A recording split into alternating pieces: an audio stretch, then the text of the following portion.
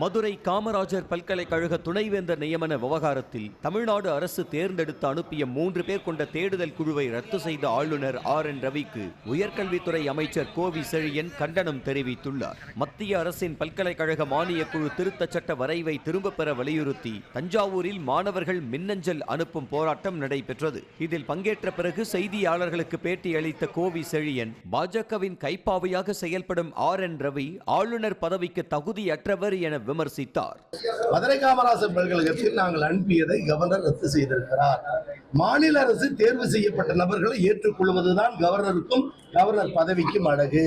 மாறாக நீங்கள் சொல்லுவதை ஏற்றுக்கொள்ள மாட்டோம் என்று அவர் அடம்பிடிப்பது, இதுவரை பாஜக அரசு என்ன நினைக்கிறதோ அது கைப்பாவையாக இருக்கிறார். பாஜக கட்சியினுடைய பொதுச்செயலாளராக இருக்கிற தகுதிதான் ஆளுநர் ரவிக்கு இருக்கிறது தவிர ஆளுநராக இருப்பதற்கான தகுதி அவர் இழந்திருக்கிறார் என்பது மாணவர்கள் ஒட்டுமொத்த கண்டன குரலாக இருக்கிறது.